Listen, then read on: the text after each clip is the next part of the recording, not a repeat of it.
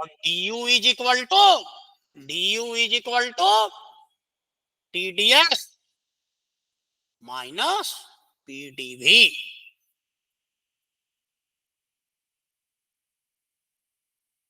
है ना। Del U by del V at constant T is equal to T del S by del V at constant T minus P। हो जाएगा कि नहीं? हो जाएगा ना। dV से डिवाइड कर दिए कांस्टेंट T पे, आ जाएगा ना ये। But del S by del V at constant T is equal to क्या है? Del S by del V at constant T from Maxwell relation. हाँ, that is del U by del V at constant T must be equal to del P by del T at constant V minus P। ये देखिए, ये है ना, ये देखिए, ये देखिए, यहां भी आपकी मदद ये कर सकता है। ठीक, एस टी टी भी है ना, ये है del S by del V at constant T हमको पता करना था। Del S by del V at constant T is equal to क्या होगा? तो वो क्या हो जाएगा? Del S by del V at constant T, तो ये क्या हो जाएगा? Del P by del T at constant V के बराबर होगा, होगा ना। आ गया, आपकी मदद कर रहा है ना ये, है ना। इसको कहते हैं TS1, ये हमको बहुत मदद करेगा। TS1 thermodynamic equation of state 1,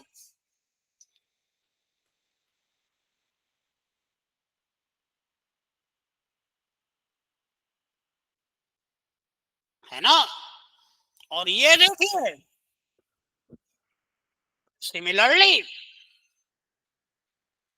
similarly अब देखिए DH is equal to TDS minus plus VDP। और ये देखिए del H by del P at constant T is equal to T del S by del P at constant T plus V। ये देखिए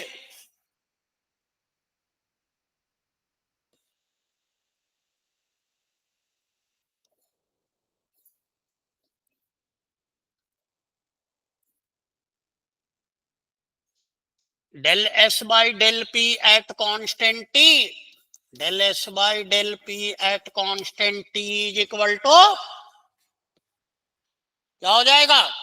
del V by del T at constant P, del V by del T at constant P। But यहाँ पे क्या होगा भाई? यहाँ पे क्या होगा? ये निगेटिव साइन होगा, ये निगेटिव साइन होगा, होगा कि नहीं? Del S by del P at constant T torch है ना, टॉर्च है। ये क्या हो गया? निगेटिव साइन इसका होगा, बट रिजल्ट तो सेम ही होगा। और फिर हम कर रहे हैं del V by del T at constant P, ये पॉजिटिव होगा, तो नेट तो वही होना है। तो that is equal to del H by del P at constant T is equal to minus T del V by del T at constant P plus B। TS2 TS2 TS2 कहते हैं इसको, thermodynamic equation of state 2।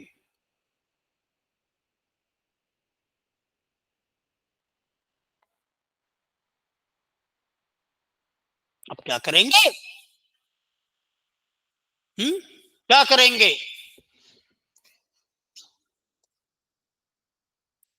From thermodynamic equation of state 1 and 2,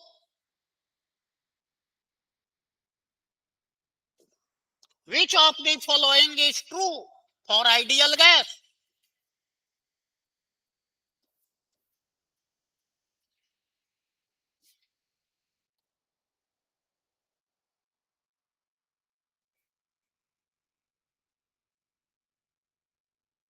From thermodynamic equation of state 1, from thermodynamic equation of state, which of the following is true for ideal gas?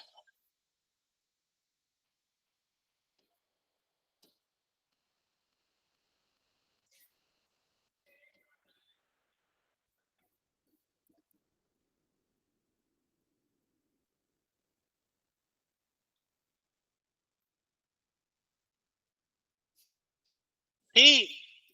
Del U by del V at constant T not equal to 0. Del H by del P at constant T is equal to 0. Option D.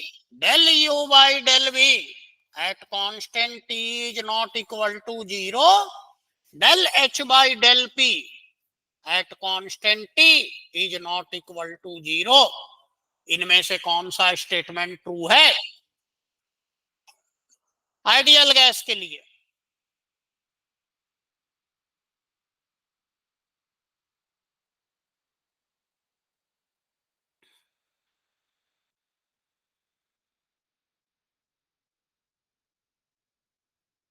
उष्मागति का प्रथम और द्वितीय सूत्र के अनुसार आदर्श gas के लिए इनमें से कौन सा फलन सही माना जाएगा?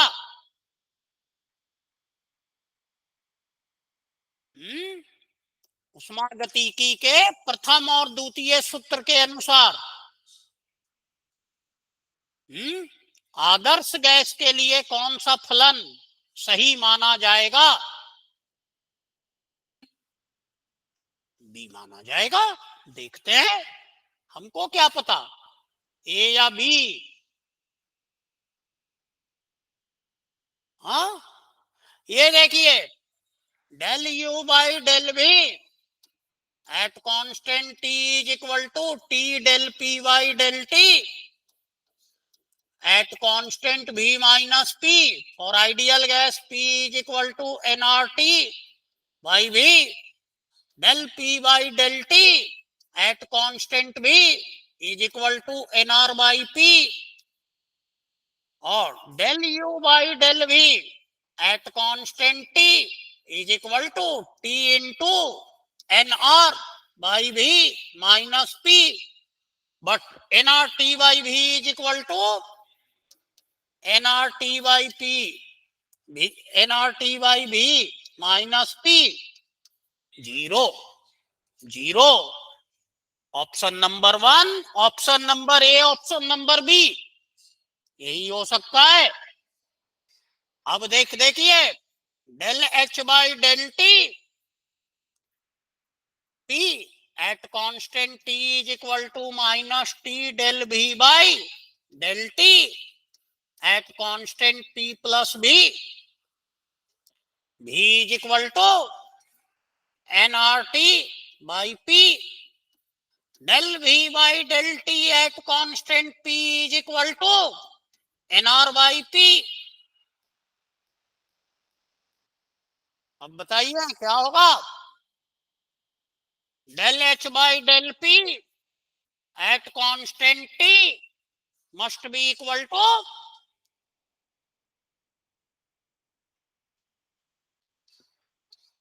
nRT by P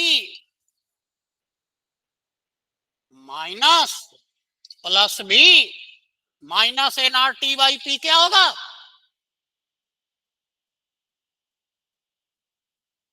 minus V, यही होता है ना। nRT by P क्या होता है? Minus V plus V, 0। तो ये कौन सा ऑप्शन हो गया? ये देखिए, आइडियल गैस के लिए दोनों जीरो के बराबर होते हैं, है ना।